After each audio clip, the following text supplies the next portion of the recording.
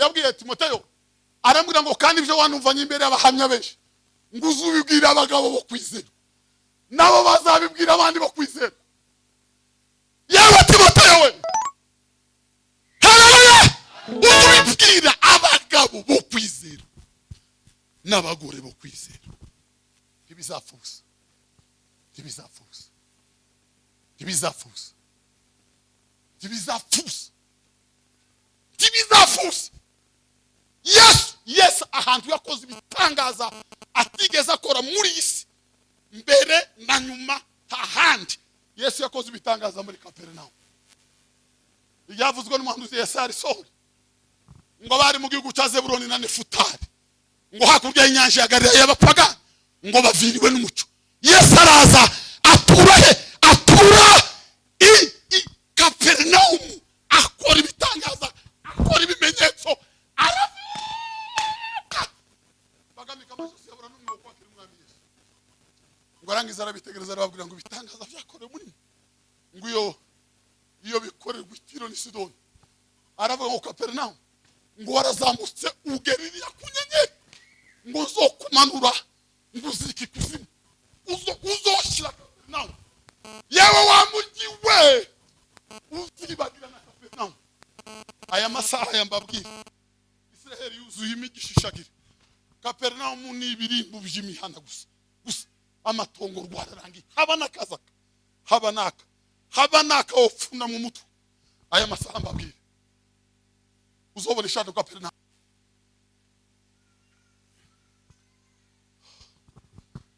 Tori bene wa Yesu n'umunyembabazi, Yesu n'umunyembabazi, Yesu n'umunyembabazi. Mwakire Yesu, mwakire Yesu, mwakire Yesu abahereza amahoro, mwakire Yesu abahindura abatunzi, mwakire Yesu abahindura abarago ubwami bw'Imana. Bwana sifiwe. Bwana sifiwe. Ngabaye amasengesho yangane turangize.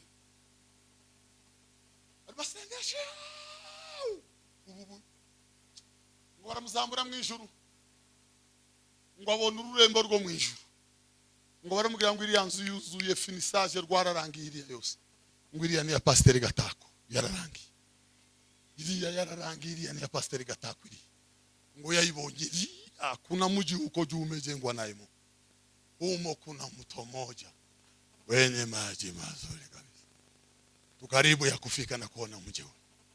Mundimu ya wokovu azavuga ngo huko juu ya nyota zote kuna mji wenye neno, huu Yerusalemu takatifu. Abandu imitima ntibazakandagira muri Yerusalemu, abanyabyaha bose hawataona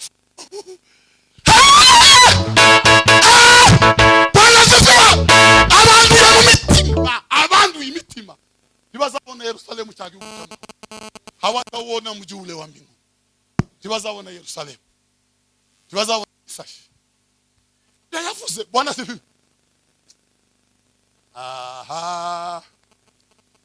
Niba nteretswe Imana ibingaye.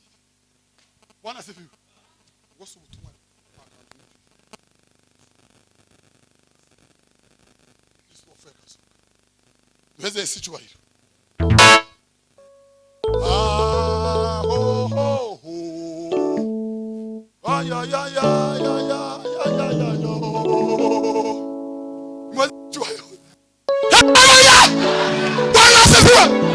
Imana iravuga ngo kuko batumviye ijambo rya mbirira ubuturo bwayo bwe, ngo ntibazobona ubuturo bwayo, ntibazobona urukiro bwayo. Bwana sifiwe. Yesu yaturangirije ngo Yesu yagiye mu mirima y'abayuda ku isabato n'abigishwa biwe, ngo bari bashonje, bamatangira guhumba amasaka y'abandi, bamashukura barafomera bararya. Abigishwa ngo babwira Yesu ngo kubera ko abigishwa bazabifata gutya, abantu batakaravye kwanza, icya kabiri ku isabato, icya gatatu imirima y'abandi ko baramagira gutya gusa ku isabato, kibaza mu bayisabato. Yesu arabaza ngo si isabato niki, barambwira ngo isabato ni none uku none ni isabato hari kuwa gatandatu kejo, ngo ni none ni sabato saraseka ayi wabukererewe amajwi y'abasaza ari kwazamera izari mfasha umutara ariko muhari ntiyorari bamandinya ko mwari gahe wabukererewe bagakenga wabukererewe nimuze mwinjire mu isabato muze mwinjire mu isabato nimuze mwinjire mu isabato muze mwinjire mu isabato sabato ya kweli muze mwinjire mu isabato muze mwinjire kuwa gatandatu muze mwinjire mu isabato natangaza sabato ya kweli natangaza sabato ibyo jambo byumvikane mu matwi yanyu ko tubatangarije ngo mwinjire mu isabato mubone kuruhuka utunga imitwaro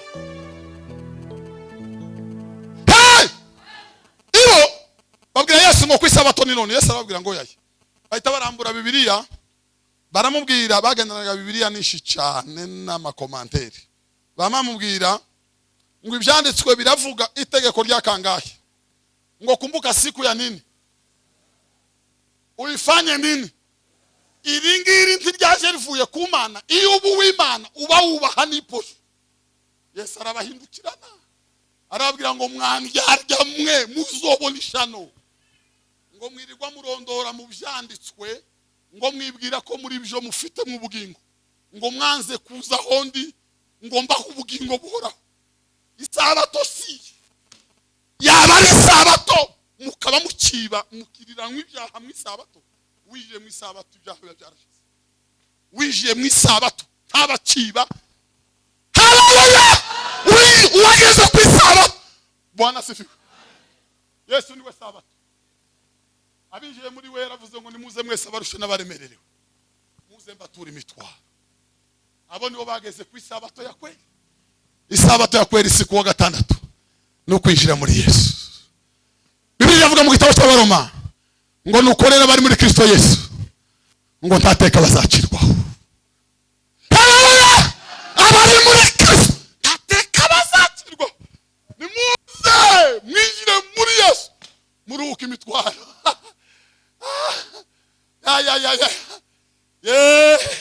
Ariko abantu bararusha Mana we ibicumuro n'ibyaha birabarembeje mu mitima yabo kandi uzoruhukira kuwa gatandatu ntacyo wavuze abinjiye muri Yesu. Bibiliya iravuga ngo niwe ndogobe y'inyamaboko ngo yetemishijwe umugongo no kwikorera imitwaro ngo atibutse mu ruhongore rw'intama ngo zirangize zishira mu isabato. Isabato y'ukuri ni Yesu mwana. Abari umwo bageze mu bwami bwo mu ijuru. Umuri ibyo yaravuze ngo turi kumwe mbandi he turi kumwe mbandi mu ijuru pe gishima turi kumwe mbandi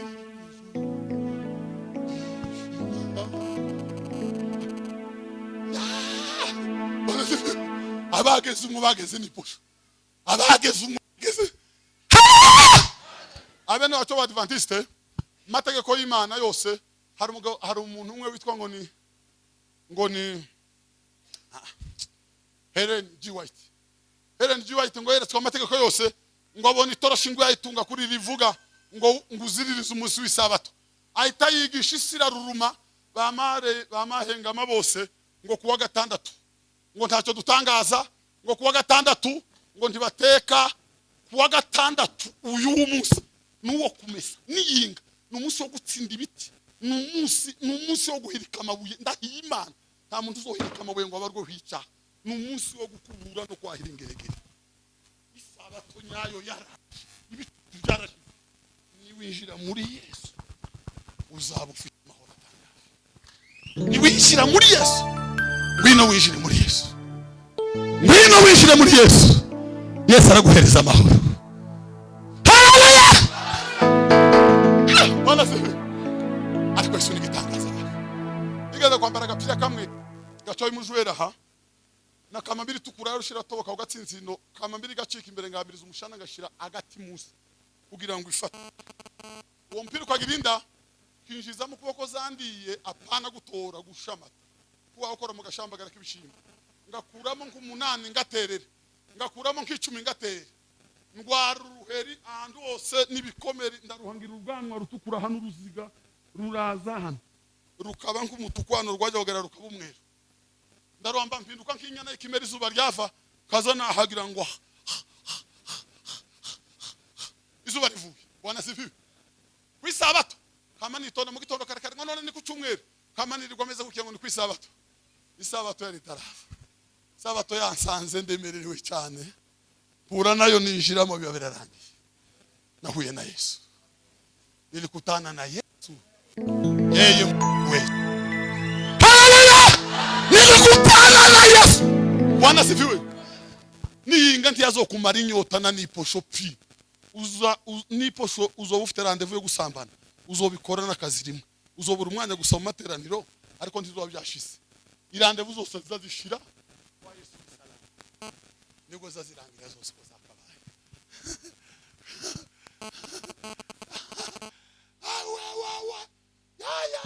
ya oui un pasteur hein c'est pas un pasteur d'ici moi je ne suis pas ici c'est-à-dire moi je parle loin d'ici Rumbas nukuine badagira ku telefone kakama abanyakizungu akayandarika ubwana bwayikoze mu cyaje gusenga ngo bakore urucyana kama ubuntu bukobwa bumwe bumeze ubundi bose ba prono koga ngo yaje kwinjira ngo yaruhutse uyu si umunsi wo kuja mu kazi n'umunsi wo kwirirwa imbere y'Imana uko nukwirirwa imbere y'Imana nukwirirwa imbere ya shitani nagera mu isabato nyakuri ndahiye Imana nta prono kujana nta mutima wagaza zongera kujana walio na Yesu ni matajiri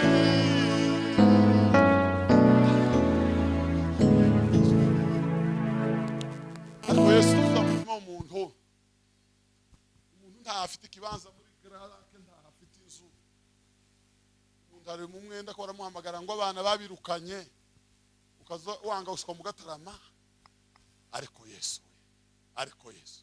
walio na Yesu ni matajiri bakicu muze mwishire muri Yesu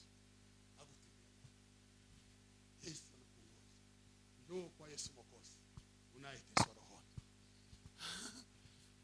haleluya Yesu abarushe n'abaremerewe muzi wanje ndabaruhura ni ufite ingata y'ubugwaneza Bwana sifiwe masumbufu yako yote uyalete kwa Yesu yeye ni mwenye huruma atakuhurumia atakutosha kwa ariko Yesu yarantangaje Yesu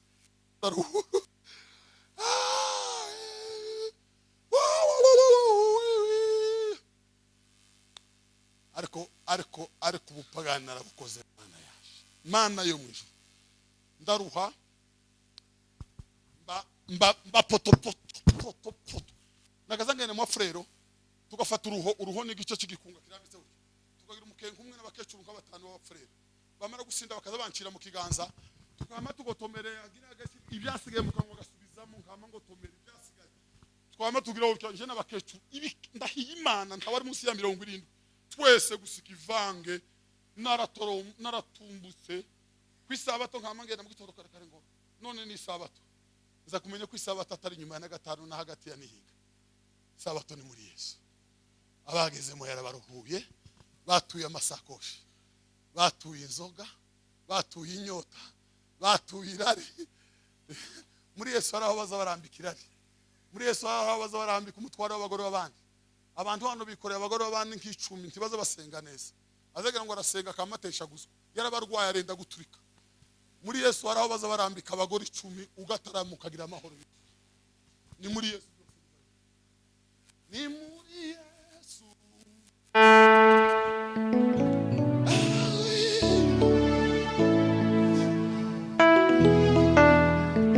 haleluya Bwana asifiwe Biblia ivuga Bwana asifiwe ngo niba mwarasogongeye ngo mukamenya ko uwo mwamagira neza we ngo nimugira gute we ni mumwege niweki byazwe kumana ngo ribiryiki igiciro cyinshi. Icyo giciro kidacinjira muri wowe ukagira agaciro.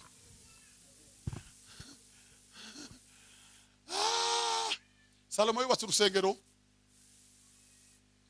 nta buye, nta gasakupa, nta koco, nta bobo, ngo bakorera iriya mu nganzo bakazana bomeka. Ngo asigara ari amufuruka, ibuye ryose bazanye rikabari, tujyo bazanye rikabari, tujyo bazanye rikabari, turindi rikabari. Ngo baraho bati muzana cya kibuye, ngo basha kuzana ikibuye kure bataye. Ngo barakizana baragitembagaza ngo bagikubite harya muri ya mfuruka. Cyama kihuzura hose uko cyakabaye. Yesu ni jiwe lililo kataliwa na wajengaji. Yesu ni wiye ryanzwe n'abubatsi. Ni wewe wiye rikomeza imfuruka. Ni wewe. Ni wewe. Babwira makuru. Iyo winjiye muri Yesu, aya makuru ahinda mwisi. Y'intambara ntaza kuremerera. Nukuri kw'Imana. Yesu ni uzuruha mu mwanya wawe.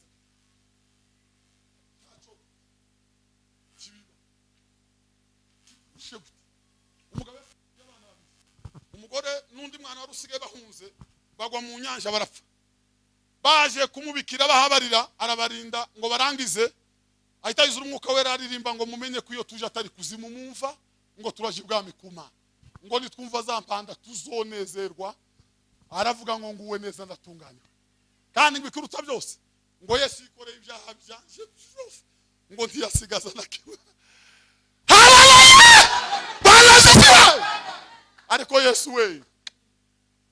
Yesu we andi mani yakola aribanga zingini ya dobwe. Bwana sifiwe. Ubundi sinemerewe kuvuga ruga ndende kubera ko mutambu yumva. Haba nanje uvuze uko simenye kwisobanuye. Bibiri iravuga rero ngo nireke. Ndikanireke. Bwana sifiwe.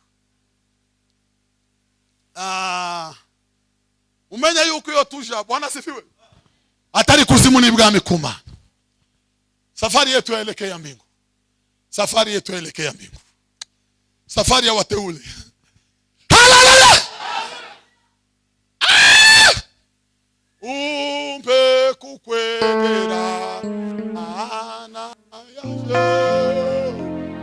Naho na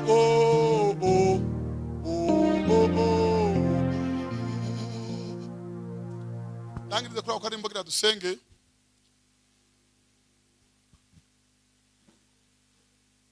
Nakarimbo karimbwe n'umukobwa witwa Sarah Flower.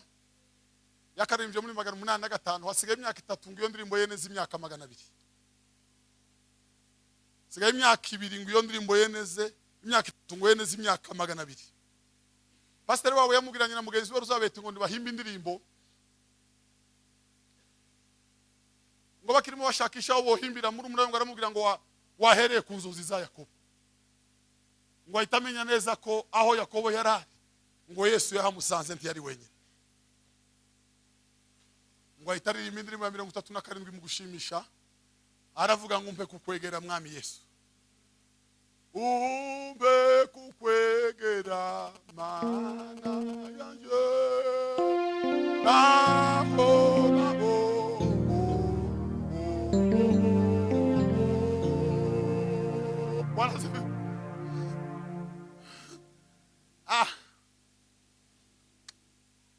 Mugabo umuprofeseri muri batatu bari bavuye mu Bwongereza baja muri Palestine banyuze muri Syria, ngo basanga abana bagize kirisese ku gihugu cy'ishuri, ngo bari berekeranye mu cyaro baho barimba iyo ndirimbo.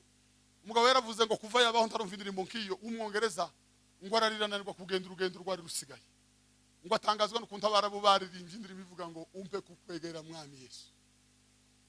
Umpe kukwegera. Ariko mana yanje we, Imana ni yasumwaya. Uri mugore ngo yaragiye kuba missionnaire iriya mu Burasirazuba, ageze hagati ubwato burameneka, ngo atangiye kuzika, ngo atega amaboko ataracikana, ngo asubira muri indirimbo aravuga ngo umpe kukwegera mwami wa. Umpe kukwegera, ngo bari hakurya baramufasha kuko batari kumugeraho, ngo kugeza ku gafuro ka nyuma ngo ari ibira ntaraso yakugaruka. Yohana aravuga ngo inyanja zigarura abantu, ngo bitare birameneka, ngo abantu bacirwa imanza zikwiriye ibyanditswe. Haleluya! Mana yanje we, nimuze kwa Yesu abaheze uburuhuko budashira. Nimuze kwa Yesu muzamugeze n'iposo. Umunsi Titanic izika harimo abagenzi 1504. Abagenzi 1504 ngo bari bashizemo iyo ndirimbo yagenda iririmba oh oh oh oh oh mana yanjye. Bwana se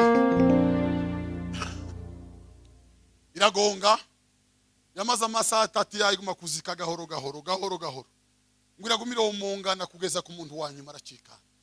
Indirimbo gusi yayivuga ngo umbe kukwegera hari muri 1912 umbe kukwegera ijana n'ikibi mana yanje igihumbi kiribira bakanaribira utegereje ko Yesu azagarura abasinziriye muri we. Biravuga ngo nigarura imfura yayo bizamugarurana n'abasinziriye muri Kristo Yesu. Imana ibahereze umugisha. Amen.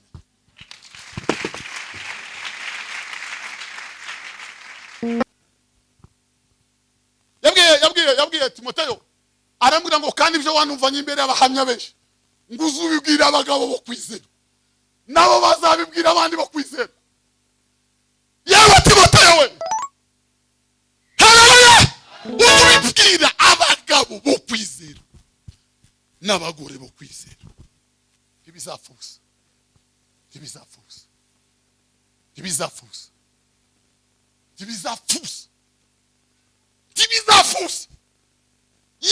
Yes, ahantu yakoze ibitangaza atigeze akora muri isi mbere na nyuma hahandi.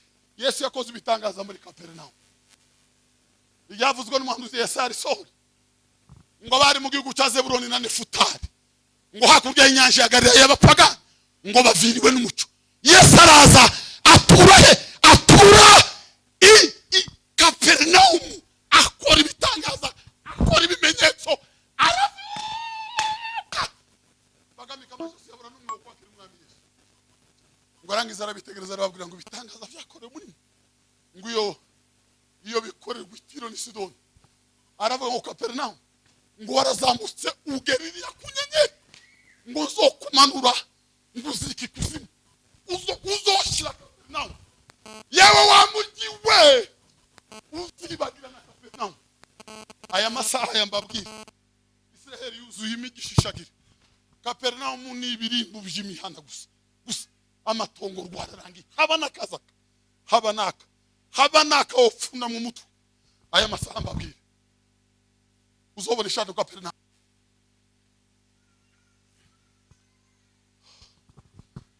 Tori bene wa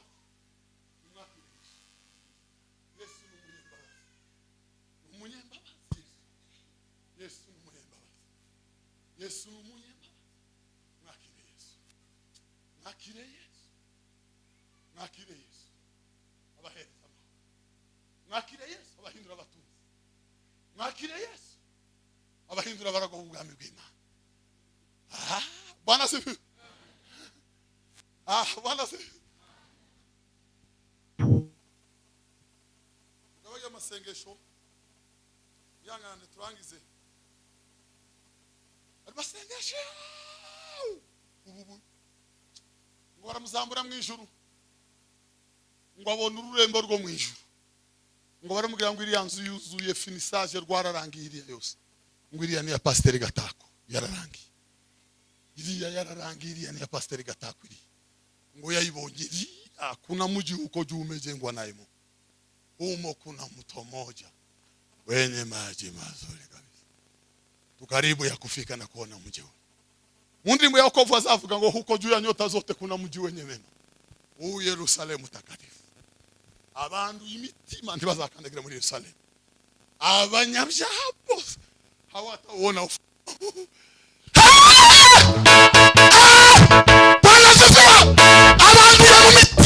abantu imitima ntibazabona Yerusalemu cyangwa igihugu hawataona mji ule wa mbingu.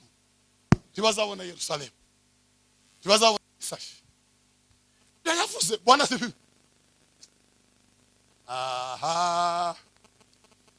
Niba nteretswe Imana ibingayire. Bwana sifiwe. Gose ubutumwa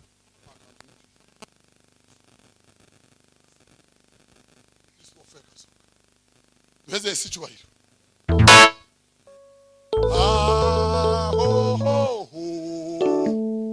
Ay ay ay ay ay ay ay ay yo.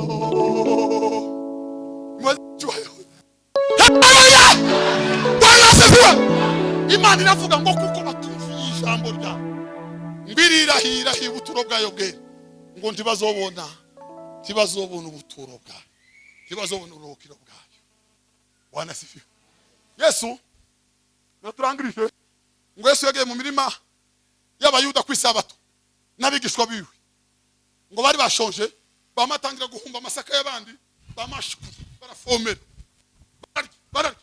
Abigishwa ngo babwira Yesu ngo kubereka abigishwa bazabifata gutya, abantu batakaravye kwanza, icya kabiri ku isabato, icya gatatu imirima y'abandi ko baramagira gutya gusa ku isabato, kibaza mu bayisabato.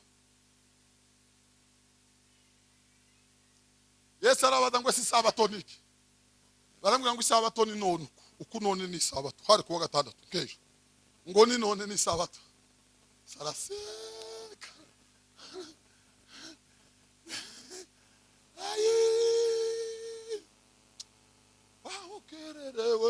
wabukererewe amajwi y'abasaza ari kwazamera izari mfasha umutara ariko muhari nzigyorari amandi nyako mwarigaye. Wabukererewe bagakenga, wabukererewe. Nimuze mwinjire mu isabato, muze mwinjire mu isabato, nimuze mwinjire mu isabato, muze mwinjire mu isabato, sabato ya kweli. Muze mwinjire mu isabato, muze mwinjire kuwa gatandatu, muze mwinjire mu isabato. Natangaza sabato ya kweli, natangaza sabato. Ibyo jambo byumvikane mu matwi yanyu ko tubatangarije ngo mwinjire mu isabato, mubone kuruhuka, utunga imitwaro. Iyo babwira Yesu ngo ku isabato ni none, Yesu arababwira ngo yaye. Bahita barambura Bibiliya, baramubwira, bagendanaga Bibiliya nishi cyane n'amakomanteri. Bamamubwira ngo ibyanditswe biravuga itegeko rya kangahe, ngo kumbuka siku ya nini, uifanye nini. Iri ngiri ntiryaje rivuye ku Mana, iyo ubu w'Imana uba wubaha n'iposho. Yesu arabahindukirana arababwira ngo mwandyarya mwe muzobona ishano, ngo mwirirwa murondora mu byanditswe, ngo mwibwira ko muri byo mufite mu bugingo, ngo mwanze kuza hondi ngo mbaho ubugingo buhoraho. Isabato si yaba ari isabato mukaba mukiba mukiriranwa ibyaha mu isabato. Wije mu isabato ibyaha byarashize, wije mu isabato ntabakiba. Haleluya! Uwageze ku isabato. Bwana sifiwe. Yesu niwe sabato. Abinjiye muri we yaravuze ngo nimuze mwese abarushe n'abaremererewe, muze mbatura imitwaro. Abo nibo bageze ku isabato ya kweli. Isabato ya kweli si kuwa gatandatu, no kwinjira muri Yesu. Bibiliya iravuga mu gitabo cy'Abaroma ngo nukorera bari muri Kristo Yesu ngo ntateka bazacirwaho. Haleluya! Abari muri Kristo ntateka bazacirwaho. Nimuze mwinjire muri Yesu, muruhuke imitwaro.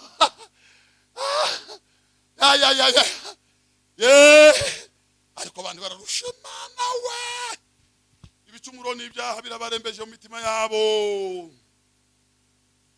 Kandi uzoruhukira kuwa gatandatu ntacyo wavuze abinjiye muri Yesu. Bibiliya iravuga ngo niwe ndogobe y'inyamaboko, ngo yatemishijwe umugongo no kwikorera imitwaro, ngo atibutse mu ruhongore rw'intama, ngo zirangize zishira mu isabato. Isabato y'ukuri ni Yesu mwana. Abari umwo bageze mu bwami bwo mu ijuru. Umuririmbyi yaravuze ngo turi kumwe mbandi he, turi kumwe mbandi mu ijuru pe gishima, turi kumwe mbandi mu ijuru.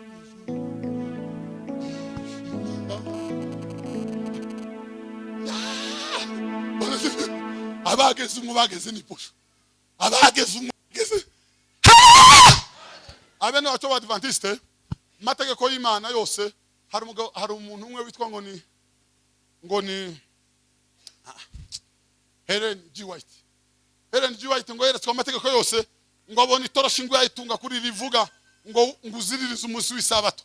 Ahita yigisha isiraruruma bamahengama bose ngo kuwa gatandatu ngo ntacyo dutangaza ngo kuwa gatandatu ngo ntibateka kuwa gatandatu uyu munsi nuwo kumesa niyinga n'umunsi wo gutsinda ibiti n'umunsi wo guhirika amabuye ndahiye Imana nta muntu uzohirika amabuye ngo abarwo hwica n'umunsi wo gukubura no kwahira ingeregere isabato nyayo yaraje ibiti byarashize niwinjira muri Yesu uzaba ufite amahoro atangaje niwinjira muri Yesu ngwino winjire muri Yesu ngwino winjire muri Yesu Yesu araguhereza amahoro. Haleluya. Bwana sifi. Ariko Yesu ni gitangaza. Nigeze kwambara agapira kamwe gacoye mujwera ha na kamambiri tukura rushira toboka ugatsinzino kamambiri gacika imbere ngabiriza umushana ngashira agati musi kugira ngo ifate uwo mpira kwagirinda kinjiza mu kuboko zandiye apana gutora gushamata kuwa ukora mu gashambagara k'ibishimbo ngakuramo nk'umunani ngaterera ngakuramo nk'icumi ngatere ndwara uruheri ahantu hose nibikomere ndaruhangira ubwanwa rutukura hano uruziga ruraza hano rukaba nk'umutukwano rwajya kugera rukaba umweru ndarwamba mpinduka nk'inyana ikimera izuba ryava kazana hagira ngo izuba rivuye. Bwana sifiwe. Kwisabato kama nitonda mu gitondo karekare none ni ku cyumweru kama nirigomeza gukiye ngo ni kwisabato isabato yari tarafa sabato yansanze ndemerewe cyane pura nayo ninjiramo biba birarangiye nahuye na Yesu nilikutana na Yesu yeye we. Haleluya. Nilikutana na Yesu. Bwana sifiwe. Niinga ntiyazokumara inyota na niposho pi niposho uzobufite rendezvous yo gusambana uzobikora n'akazi rimwe uzobura umwanya gusoma materaniro ariko ntizoba byashize irandevous zose zazishira kwa Yesu salama nigo zazirangira zose ko zakabaye.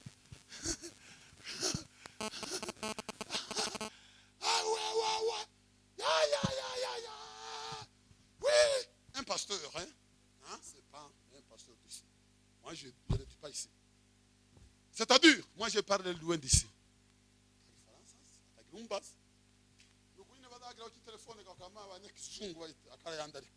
Ubwana bwayikoze mu cyaje gusenga ngo bakore utyo hantu kama ubuntu bukobwa bumwe bumeze ubundi bose ba prono koga ngo yaje kwinjira ngo yaruhutse uyu si umunsi wo kuja mu kazi n'umunsi wo kwirigwa imbere y'Imana uko n'ukwirigwa imbere y'Imana n'ukwirigwa imbere ya shitani nagera mu isabato nyakuri ndahiye Imana nta prono ngira kujana nta mutima wagaza zongera kujana. Walio na Yesu ni matajiri.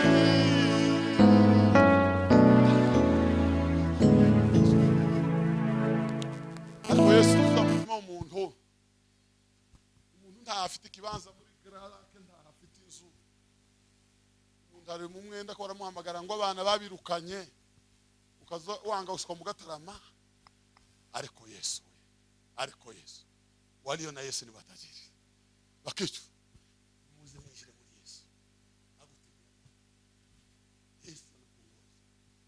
kwa Yesu Mwokozi unayeteswa rohoni.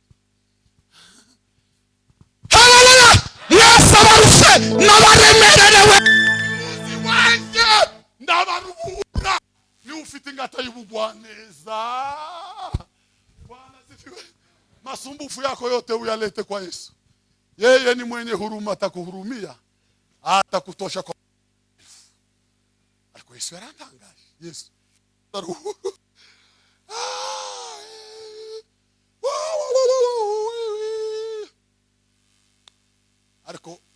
ariko ubupagani narabukoze Mana yaje Mana yo mwijuru ndaruha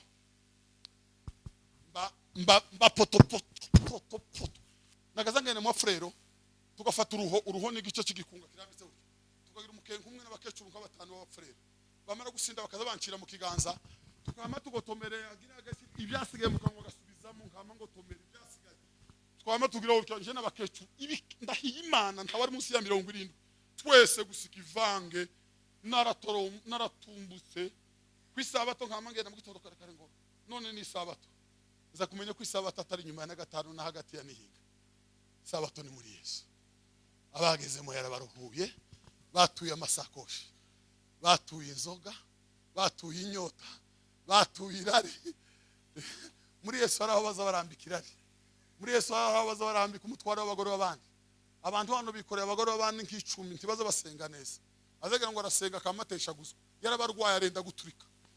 Muri Yesu haraho baza barambika abagore 10 ugataramuka agira amahoro. Ni muri Yesu.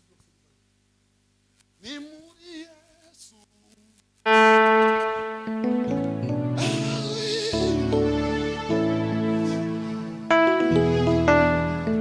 Hallelujah!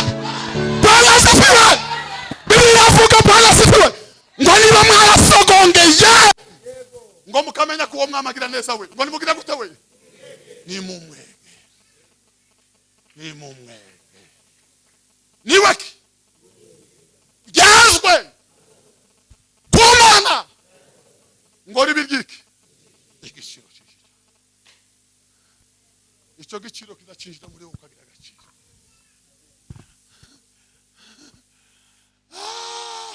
Salomo yubatse urusengero. Nta buye nta gasakupa nta koco nta bobo pyu.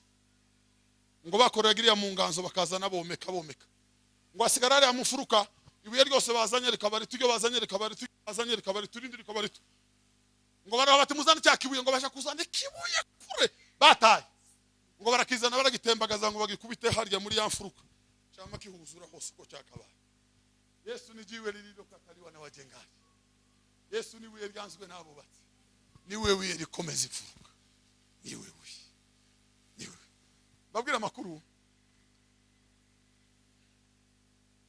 Iyo winjiye muri Yesu aya makuru ahinda mwisi. Y'intambara ntaza kuremerera. Nukuri kw'Imana. Yesu ni uzuruha mu mwanya wawe.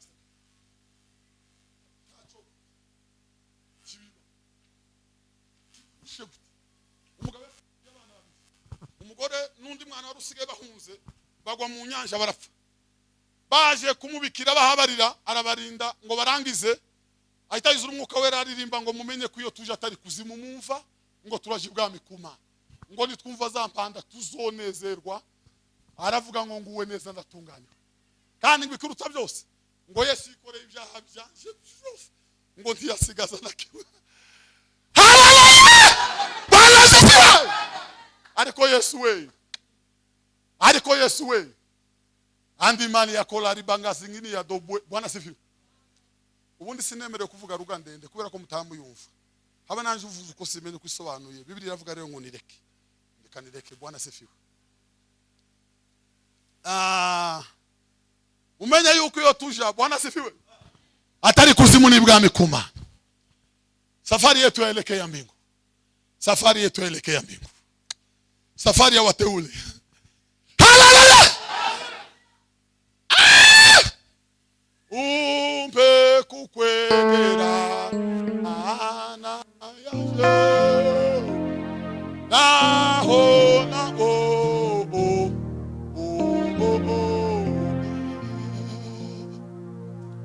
Nangirize kuri ako karimbo gira dusenge.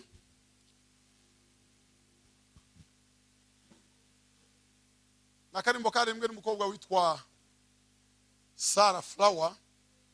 Yakarimbye muri 805 hasigaye imyaka 3 ngiyo ndirimbo yeneze imyaka 200. Sigaye imyaka 2 ngiyo ndirimbo yeneze imyaka 3 ngo yeneze imyaka 200. Pastor wawe yamugiranye na mugenzi we ruzabete ngo ndibahimba indirimbo. Ngo bakirimo bashakisha abo himbira muri umuriro ngo aramubwira ngo wahereye ku nzozi za Yakobo. Ngo ahitamenya neza ko aho Yakobo yarari ngo Yesu yahamusanze ntiyari wenyine. Ngo ahitari imindirimbo ya 37 mu gushimisha aravuga ngo umpe kukwegera mwami Yesu. Umpe kukwegera mana yanje naho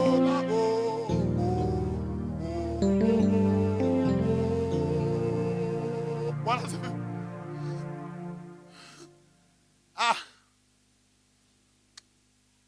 Mugabo professeur muri batatu bari bavuye mu Bwongereza baja muri Palestine banyuze muri Syria ngo basanga abana bagize kirisese ku gihugu cy'ishuri ngo bari berekeranye mu cyaro baho barimba iyo ndirimbo. Umugabo yaravuze ngo kuva yabaho ntarumva indirimbo nk'iyo w'umwongereza ngo ararirananirwa kugenda urugendo rwari rusigaye, ngo atangazwa n'ukuntu abarabu baririmbye indirimbo ivuga ngo umpe kukwegera mwami Yesu, umpe kukwegera. Ariko mana yanje we Imana ntiyasomwaya. Uri mugore ngo yaragiye kuba missionnaire iriya mu burasirazuba, ageze hagati ubwato burameneka, ngo atangiye kuzika, ngo atega amaboko ataracikana, ngo asubira muri indirimbo aravuga ngo umpe kukwegera mwami wa, umpe kukwegera. Ngo bari hakurya baramufasha kuko batari kumugeraho, ngo kugeza ku gafuro ka nyuma ngo aribira ntaraso kugaruka. Yohana aravuga ngo inyanja zigarura abantu, ngo bitare birameneka, ngo abantu bacirwa imanza zikwiriye ibyanditswe.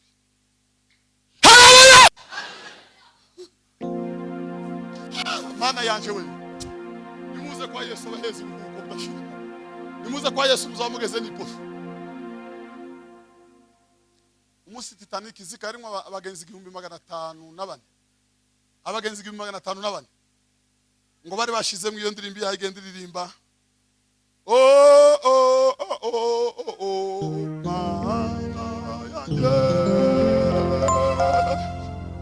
Bwana se iragonga, yamaze amasaha 3 yayiguma kuzika gahoro gahoro gahoro gahoro, ngo iragumira umungana kugeza ku muntu wanyuma aracika.